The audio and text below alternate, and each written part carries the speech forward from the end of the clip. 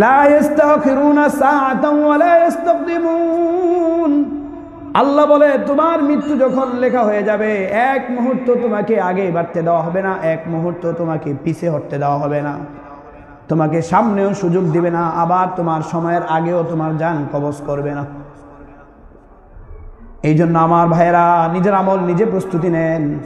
দুনিয়ার এই 1 মিনিট নয়, মাত্র 5 সেকেন্ডের অপেক্ষায় যদি মানুষ এত দৌড়াদৌড়ি করতে পারে, ওই কিয়ামতের মুহূর্তে ইযাস সামাউ ফাতারাত ওয়া ইযাল কাওয়াকিবু তাসারাত ওয়া ইযাল বিহারু ফুজ্জিরাত, যখন আসমানগুলো ভেঙে ভেঙে পড়বে, বিল্ডিং না আসমান ভেঙে পড়বে, সমুদ্রগুলো যখন উত্তাল হয়ে যাবে, পাহাড়গুলো যখন তুলার মতো উঠতে থাকবে, ওই কঠিন মুহূর্তে এমন এক বিকট আওয়াজ আসবে, ওই আওয়াজের কারণে মায়ের পেট থেকে বাচ্চা প্রসব হয়ে যাবে, মানুষের কলিজাগুলো আওয়াজের কারণে ঠাস ঠাস করে ফেটে যেতে থাকবে। ওই কঠিন মুহূর্তে কি অবস্থা হবে, কি অবস্থা হবে? আজকে যে কবরে ঘুমিয়ে আছেন, সব মানুষগুলো যে আজকে কবরে ঘুমিয়ে থাকে, কিয়ামতের ময়দান যখন প্রতিষ্ঠিত হবে, আল্লাহ তাআলা যখন সর্বপ্রথম কিয়ামতের ময়দানে আমার আপনার নবীকে উঠাবেন, নবীকে উঠানোর পরে আল্লাহর নবী উঠে বলবে, ইয়া উম্মতি, আমার উম্মতরা কোথায়? এরপরে কবর থেকে এক এক পর এক উঠতে থাকবে। মানুষ যখন মারা যায়, মানুষের নেক আমল যদি ভালো থাকে, আল্লাহ তাআলা ওই মানুষটাকে কবরে রাখার পরে বলেন, নাম কানাউমিল আরুস, বাসর রজনীতে, সেই লাইলাতুল উরুসের ভিতরে যেইভাবে প্রথম রজনী পেয়ে তুমি আরামসে ঘুমিয়েছ, আজকের এই কবরে তুমি আরামসে ঘুমাইতে থাকো। সুবহানাল্লাহ। আর যদি বদ আমল হয়ে থাকে, কবর থেকেই তার শাস্তি শুরু হয়ে যাবে। যেই মানুষটা দুনিয়ার বুকে আল্লাহর পরিচয় পায় নাই, যেই মানুষটা আল্লাহর বিধানকে মানে নাই, যেই মানুষটা নেক আমল করে নাই, দুনিয়াকে প্রাধান্য দিয়েছে, আখিরাতের জন্য কোনো কিছুর ব্যবস্থা করে নাই, ওই মানুষটার শাস্তি কবর থেকেই শুরু হয়ে যাবে। ওই মানুষটাকে সর্বপ্রথম যখন কবরে নেওয়া হবে, কবর বলবে, আমি তোমাকে চিনি না, আনা বাইতুল দূর, আমি পোকামাকড়ের ঘর, আমি তোমাকে চিনি না, আমি নবীর কন্যাকেও চিনি না, আমি কাউকে চিনি না, আমি চিনি নেক আমল। তুমি যদি আল্লাহর ব্যাংকে জমা রেখে থাকো, ওই ব্যাংক থেকে টাকা নিয়ে আসো, ওই ব্যাংক থেকে আমল নিয়ে আসো, তোমার আমল দেখবো, আর আমি তোমাকে শান্তির ঘুম ঘুমাইতে দিব। আর যদি তোমার আমল ঠিক না থাকে, তোমার আমলের ভিতরে ভেজাল থেকে, তুমি যদি বদামল নিয়ে দুনিয়া থেকে আসো, আমি কবর তোমাকে চিনব না, দুই দিকে চাপ দিব, এক পাঁজরের হাড় আর এক পাঁজরের ভিতরে ঢুকে যাবে। এই জন্য আল্লাহ রাসূল বলেন, আল কবরু রাউযাতুন মির রিয়াজিল জান্নাহ, কবর হলো জান্নাতের বাগান থেকে একটা বাগান। ওয়া হুফারুন মিন হুফরাতিন নার, আর কারো জন্য হবে জাহান্নামের টুকরা থেকে একটা টুকরা। নাউযুবিল্লাহ। তার মানে এখান থেকে শাস্তি শুরু। এই জন্য আল্লাহ রাসূল সাল্লাল্লাহু আলাইহি সাল্লাম কবর দেওয়ার পরে বলতেন, ও দুনিয়ার মানুষ, একটু পরেই তোমরা চলে যাওয়ার পরেই এই ব্যক্তিকে বসানো হবে, এই ব্যক্তির হিসাব হবে, তাকে প্রশ্ন সোয়াল জবাব করা হবে, সুতরাং তোমরা দোয়া করে যাও, আল্লাহ যেন তার সোয়াল জবাবকে সহজ করে দেয়। এই জন্য আমরা কবর দেওয়ার পরে দোয়া করি। ভাইয়েরা আমার, ওই কবর থেকে যখন উঠব, নেক আমল ব্যক্তিরা উঠে বলবে, ক্বালু ইয়া ওয়াইলানা মান বাসানা মিন মারকাদিনা, কবর থেকে উঠে বলবে, হায়, কে আমাদেরকে এত আরামের ঘুম ভাঙে দিয়েছে। নেক আমলের মানুষ, নেককার মানুষগুলো কবরে উঠার পরে বলবে, হায়, কে আমাদেরকে এই আরামের ঘুম ভাঙে দিয়েছে।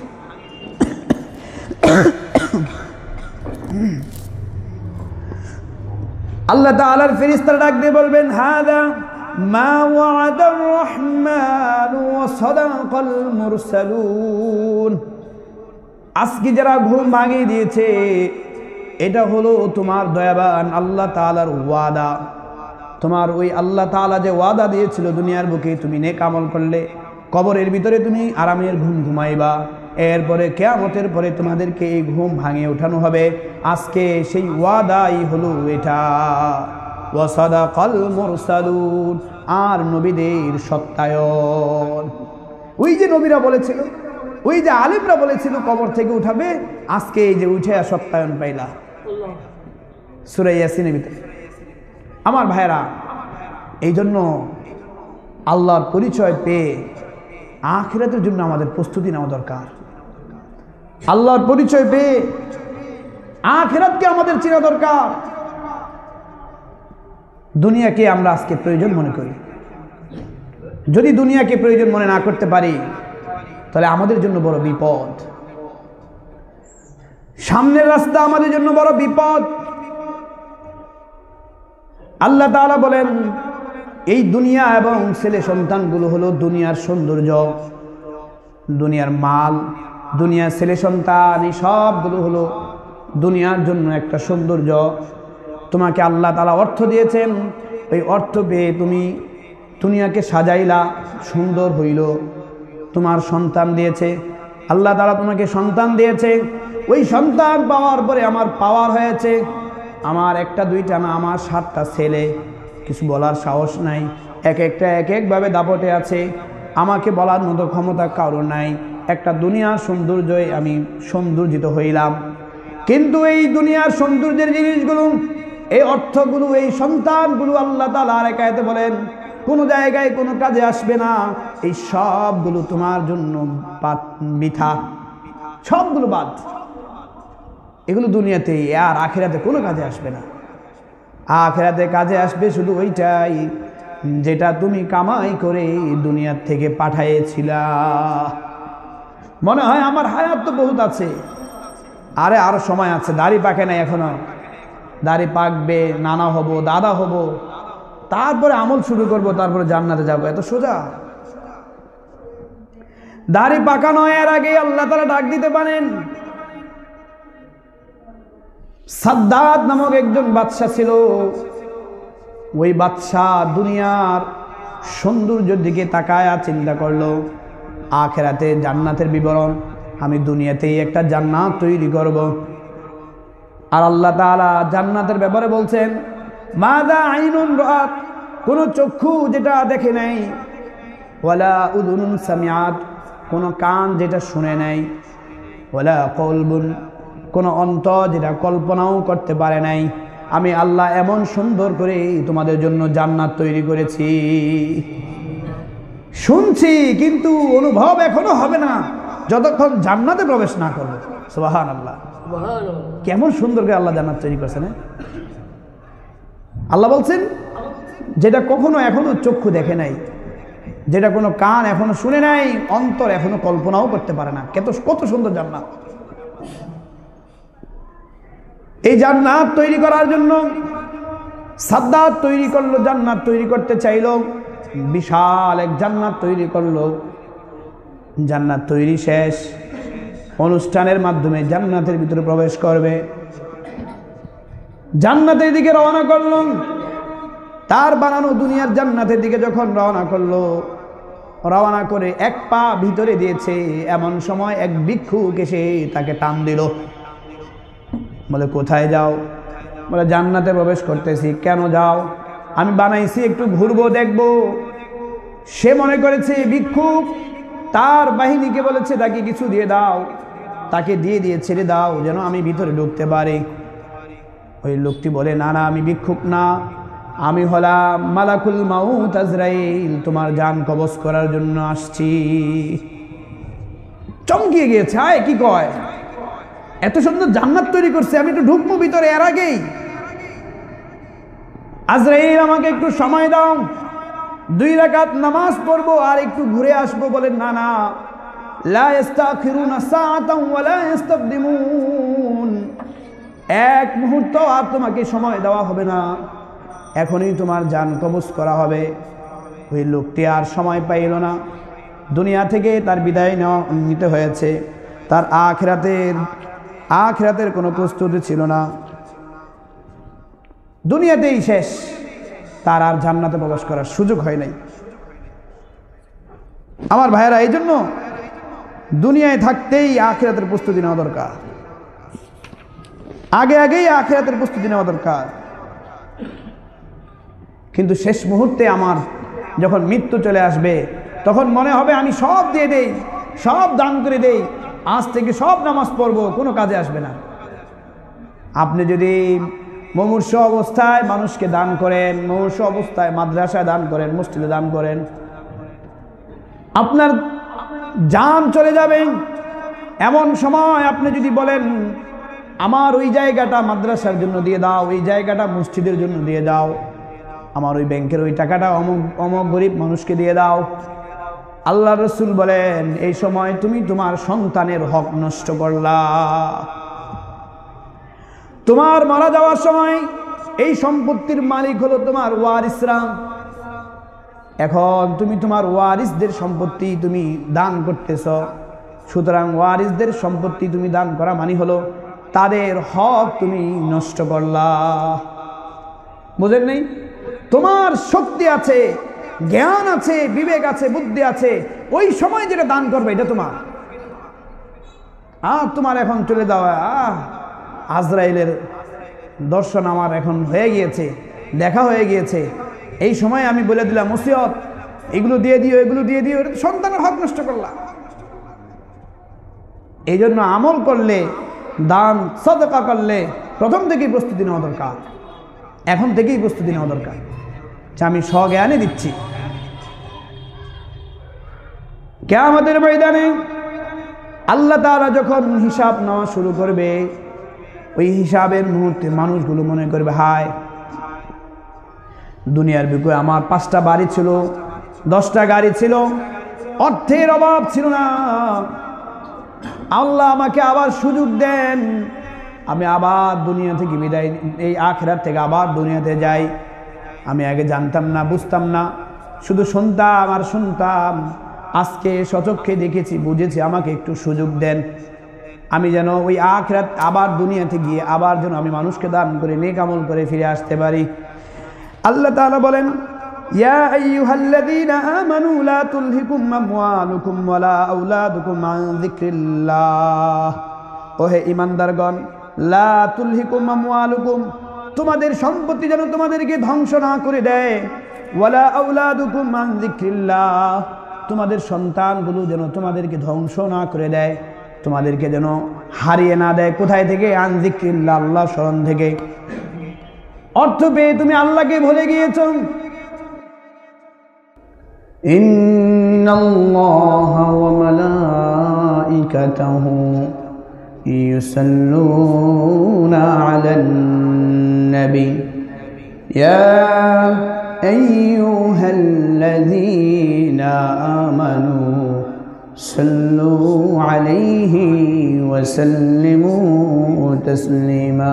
আল্লাহুম্মা সাল্লি আলা সাইয়্যিদিনা মাওলানা মুহাম্মদ ওয়া আলা আলি সাইয়্যিদিনা মাওলানা মুহাম্মদ।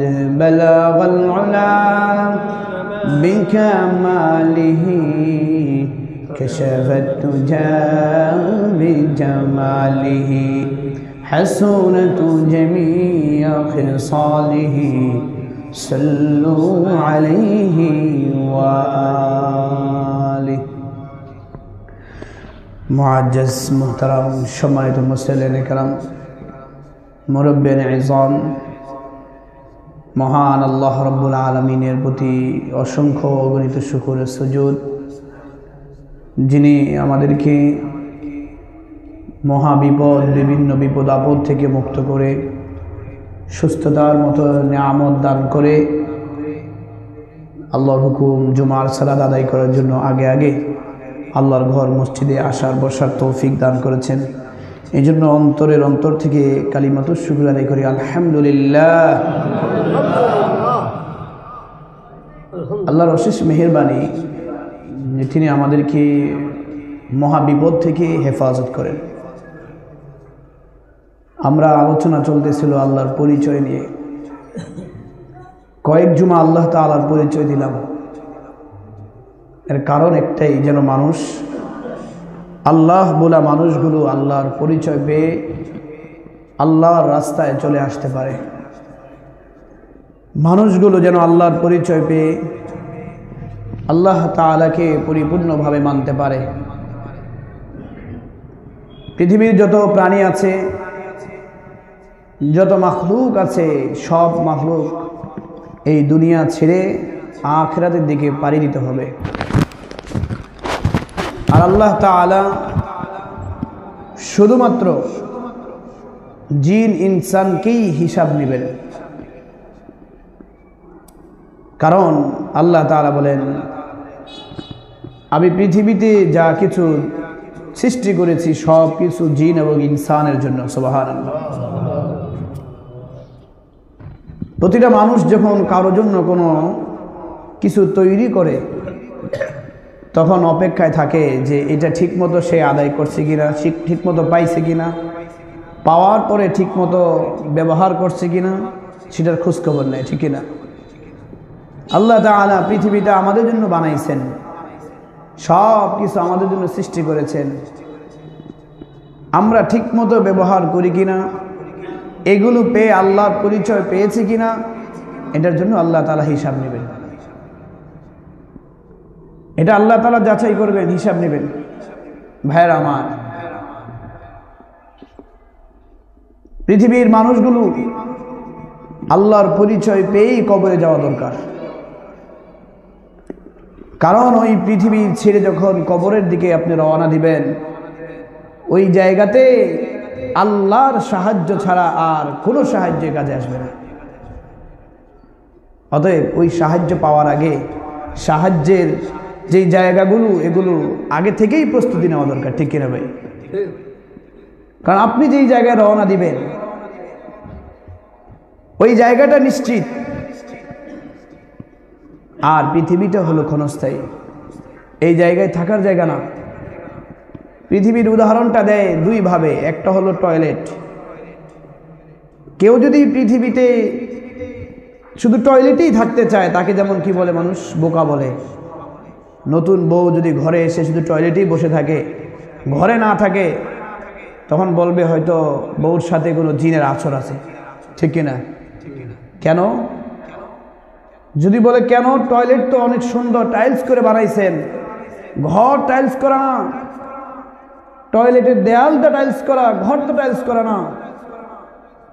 কত সুন্দর, এত সুন্দর পরিবেশে ঘরে থাকার চাইতে টয়লেটে থাকা ভালো। বলবে টয়লেট তো থাকার জন্য বানায় না, নাকি ভাই? টয়লেট বানিয়েছে প্রয়োজনের জন্য। যখন টয়লেটের প্রয়োজন হয়, মানুষ যেমন টয়লেটে ঢুকে, প্রয়োজন শেষ, এক মুহূর্ত আর টয়লেটে থাকতে চায় না। যত দামি হোক, যত এসি লাগানোই হোক না কেন, কোনো মানুষ ওই টয়লেটে থাকবে না, সবাই ঘরে চলে আসবে। দুনিয়াটা হলো এরকম। এটা আল্লাহ তাআলা প্রয়োজনের জন্য বানিয়েছেন।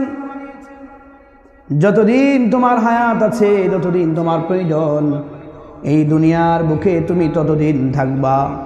আর তোমার আসল ঠিকানা হলো আখিরাত। আরো সহজ উদাহরণ হলো,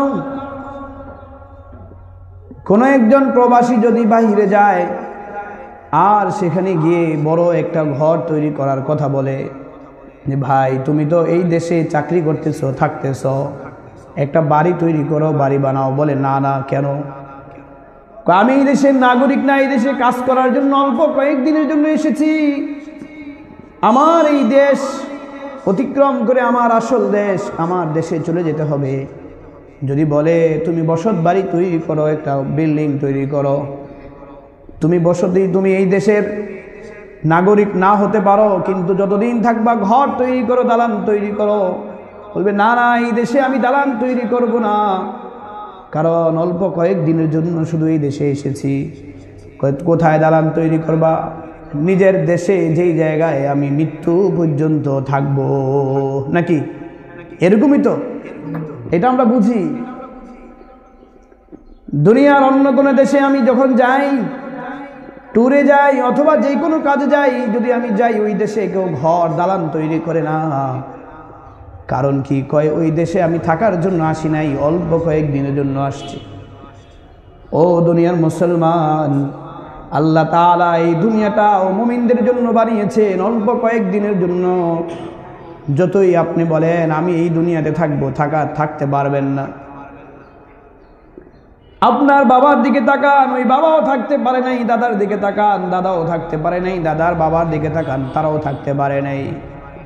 এমনও হতে পারে আপনার চাইতে তারা বেশি জমিদার ছিল, আপনার চাইতে বেশি অর্থ সম্পত্তি ছিল, আপনার চাইতে বেশি দাপটি ছিল আপনার বাবা দাদারা, কিন্তু তাদেরও পর্যন্ত এই দুনিয়ায় থাকার ব্যবস্থা হয় না। পারছে কেউ থাকতে? বোঝা গেল দুনিয়াটা থাকার জায়গা না।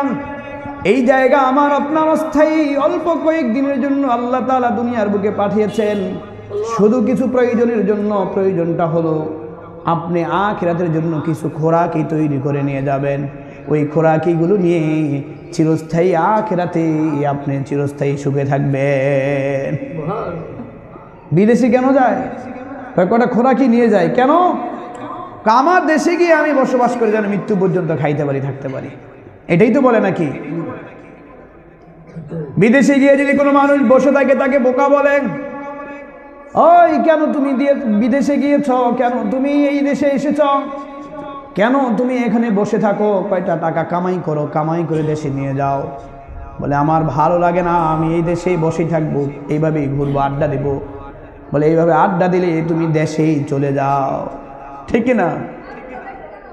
ওই দেশে যেমন মানুষ কামাই করে শুধু নিজের ছেলে সন্তান স্ত্রী পরিবারকে নিয়ে দেশের ভিতরে সুখে থাকার জন্য, আল্লাহ রসুল বলেন আদ-দুনিয়া মাজরাতুল আখিরাহ, এই দুনিয়াটাকে আল্লাহ তাআলা আখিরাতের ক্ষেত হিসেবে বানিয়েছে। ক্ষেত, রাসূলের হাদিস, আদ-দুনিয়া মাজরাতুল আখিরাহ, দুনিয়াটা বানাইছে আখিরাতের ক্ষেত। দুনিয়াটা বানাইছে প্রয়োজন, এখান থেকে তুমি ফসল উৎপন্ন করবা। ওই পিপিলিকার দিকে তাকান, ওই পিপিলিকা যখন শীতকালে আসে তখন তারা গর্তের ভিতরে থাকে, আর গরমকালে তারা বিভিন্নভাবে তারা খাদ্য জোগাড় করে জমায়। এরপরে আবার সেটা যখন খাদ্য জোগাড়ের সময় না, তখন সেটা খাইতে থাকে। যদি কোনো পিপিলিকা বসে থাকে সে কখনো ওই পরবর্তীতে সুখ পায় না। দুনিয়ার মানুষগুলোকে আল্লাহ তাআলা ক্ষেত হিসেবে দুনিয়াতে পাঠাইছেন। এই জায়গায় তারা ফসল করবে, ক্ষেত চাষাবাদ করবে, এই জায়গায় নেকি কামাইবে, ওই নেকি দিয়ে তারা আখিরাতে চিরস্থায়ী সুখে থাকবে।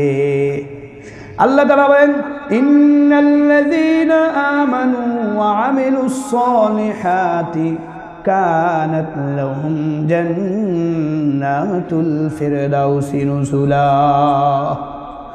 আমার আল্লাহ বলেন নিশ্চয়ই যারা নেক আমল করে, নিশ্চয়ই যারা ঈমান আনে, আমাকে বিশ্বাস করার পরে আমার প্রতি আমার বিধিবিধানগুলোকে ঠিক মতো পালন করে, কানাত লাহুম জান্নাতুল ফিরদাউসি নুজুলা, আমি আল্লাহ তাদের জন্য ওই আখিরাতে একটা জান্নাতুল ফিরদাউসের ব্যবস্থা করে দিব, মেহমানদারি স্বরূপ ব্যবস্থা করে দিব। আরামের সাথে খাইতে থাকবে আখিরাতে, আরামের সাথে বসবাস করতে থাকবে। কারণ কি? কারণ হলো এই মানুষগুলো দুনিয়ার বুকে আমাকে বিশ্বাস করেছিল, ওয়া আমিলুস সলিহাত, আর আমি যে আদেশ করেছিলাম ওই অনুযায়ী জীবন যাপন করেছিল, দুনিয়াকে প্রয়োজন মনে করেছিল আর আখিরাতকে তারা প্রাধান্য দিয়েছিল। এই জন্য আমি আল্লাহ তাদের জন্য জান্নাতুল ফিরদাউসের ব্যবস্থা করে দিয়েছি। আরেক আয়াতে বলেন ইয়া আইয়ুহাল্লাযীনা আমানুত্তাকুল্লাহ, আল্লাহ তাআলা মুমিনদেরকে ডেকে বলেন ও মুমিনরা তোমরা আল্লাহ তাআলাকে ভয় করো। ওয়াল তানজুর নাফসুম মা কদ্দামাত লিগাদিন ওয়াত্তাকুল্লাহ, আল্লাহকে ভয় করে করে ওই আখিরাতের জন্য কিছু কিছু ফসল পাঠাও, আখিরাতের ব্যাংকে জমা করতে থাকো। অন্য আয়াতে আল্লাহ তাআলা বলেন তোমরা যা কিছু আমার ব্যাংকে জমা রাখবা আমি আল্লাহ তোমাদেরকে ওইগুলোকে ডবল ডবল করে কাল কিয়ামতের ময়দানে তোমাদেরকে দান করব। ওই কঠিন মুহূর্তে আমি আল্লাহ তোমাদেরকে ডবল ডবল করে দান করব। তাহলে এখান থেকে পাঠানোর জায়গা, এখান থেকে পাঠান। ব্যাংকে যেমন আপনি পাঠান, জমায় রাখেন, কেন? দেশে যায় পরে উঠায় ভাঙবো। আল্লাহ বলেন আমার ব্যাংকে তুমি পাঠাও, নেক আমল পাঠাও, আমার ব্যাংকে জমা রাখো, আমি তোমাদের আমলকে বিনষ্ট করব না, যা পাইবা তার চাইতে ডবল আমি তোমাদেরকে দান করবো। সুবহানাল্লাহ। দুনিয়ার ব্যাংকে জমা রাখার পরে যেটা আপনাকে বেশি দেওয়া হয় এটা সুদ, কিন্তু আখিরাতের ব্যাংকে জমা রাখবেন, আল্লাহ বলে আমি ডবল ডবল তোমাদেরকে দিব, কোনো সুদ হবে না। ওখানে আমরা জমাই না। ভাইয়েরা আমার, এই জন্য দুনিয়া থেকে কিছু কামাই করে আখিরাতের উদ্দেশ্যে রওনা করুন। আল্লাহর পরিচয় যেমন জেনেছেন, আমার আল্লাহ বড় দয়াবান, আমার আল্লাহ বড় রিজিক দাতা, আমার আল্লাহ বড় মেহেরবান, ওই আল্লাহর পরিচয় জানার পরে এবার আল্লাহর সাহায্যের অপেক্ষায় থাকুন। আমার ভাইয়েরা, দুনিয়া থেকে যখন আপনি বিদায় নিয়ে যাবেন, এই বিদায় নেওয়ার আগে একবার মনে দেখেন কাদের জন্য আপনি কি করছেন। দুনিয়া থেকে বিদায় নেওয়ার আগে একবার মনে দেখেন কে আপনার কাছে আসে। আজকে যদি আপনার সংবাদ যায় আপনার পরিবারের কাছে, সন্তানদের কাছে, যে তোমার বাবা দুনিয়া থেকে বিদায় নিয়েছে, তোমার স্বামী দুনিয়া থেকে বিদায় নিয়েছে, লাশটাকে নিয়ে যাও, হাউমাউ করে কান্না করে সবাই চলে আসবে আপনাকে নেওয়ার জন্য। এত কান্নাকাটি করবে, এই জায়গায় রাখবে না, বাড়িতে নিয়ে চলো। বাড়িতে নিয়েও আপনার ঘরে প্রবেশ করাইতে দিবে না। এমন সময় যদি সংবাদ আসে, কোনো ডাক্তার, কোনো চিকিৎসক যদি বলে এই লোকটাকে বাঁচানো সম্ভব হবে, এই লোকটার পরিবর্তে আরেকজন মরতে হবে, আর ওই সময় আপনি বুঝতে পারবেন কে আপনার জন্য মরতে রাজি। আপনার লাশটা নিয়ে গেছে মনে করেন বাড়িতে, নেওয়ার পরে চিকিৎসক বলে যে এই লোকটাকে তো বাঁচানো সম্ভব, বলে কত কিছু লাগবে, কত টাকা লাগবে, আপনি বলেন সব টাকা দিব, আমার বাবাকে সুস্থ করেন, আমার বাবাকে জীবিত করেন। বলে আপনার বাবাকে বাঁচানো যাবে, একটা শর্ত আছে। কয় কি? আপনার বাবার জায়গায় আরেকজন মরতে হবে, তখন এই আপনার বাবা জীবিত হবে। রাজি হবে কেউ? সন্তান রাজি হবে না। যদিও তাদের মনটা একটু ছোট থাকবে, কান্না মাখা থাকবে, যদি এমন সময় বলা হয় বাবার পরিবর্তে তুমি মরো, বলবে না না, বাবা চলে গেছে থাক, মরতে রাজি না। যদি বলা হয় স্ত্রীকে তোমার স্বামীর পরিবর্তে তুমি মারা যাও, বলবে না না, আমার স্বামী চলে গেলেও আমি আরেকজনের কাছে বিয়ে বসতে পারবো। যেই স্ত্রীর জন্য আপনি এত কিছু করেন, ওই স্ত্রী পর্যন্ত আপনার জন্য মরতে রাজি না, সন্তানও আপনার জন্য মরতে রাজি না। এমন এক বিপদ আজকে আমরা প্রমাণ পেয়েছি। এই যে আজকে বাংলাদেশে ভূমিকম্প হয়েছে, আজকের মতো এত বড় ভূমিকম্প খুব কম দেখছি, আমার দেখা হয় নাই, আমার আগে কেউ দেখতে পারে। তো এত বড় ভূমিকম্প হয়েছে, আমি জানালার সাথে এভাবে হেলান দিয়ে পড়তেছিলাম, না আমার মনে হয়েছে জানলা লড়তেছে, আবার আমার কিতাবের আলমারিটা গ্লাসটা পুরো লড়তেছিল। কিন্তু এই সময়ে সংবাদ নিয়ে দেখলাম কেউ পাঁচতলা থেকে দ্রুত নামতেছে, কিসের জন্য? বাঁচার জন্য। কেউ এদিক দৌড় দিচ্ছে, যদি চোখের সামনে কোনো একটা বিল্ডিং ধসে পড়ত, ওই সময় কিন্তু আর চোখের সামনে যখন দেখবো যে বিল্ডিংটা ভূমিকম্পে ধসে পড়তেছে, সন্তান আর বাপের দিকে তাকাবে না, মায়ের দিকে তাকাবে না, নিজের চিন্তায় দৌড় দিবে। হয়তোবা মায়ের একটু মায়া লাগবে, মা বলবে আমার সন্তানকে নিয়ে দৌড় দেই। কিন্তু দেখেন প্রত্যেকেই নিজে আগে বাঁচতে চাইব। এমন বলবে না যে মা তুমি যাও আমি মরি, এটা কেউ বলতে চাইবে না, বরং প্রত্যেকেই নিজের বাঁচা নিজে দৌড় দিবে। বাচ্চাগুলো দৌড় দিবে, বয়স্কও দৌড় দিবে, বৃদ্ধ দৌড় দিবে।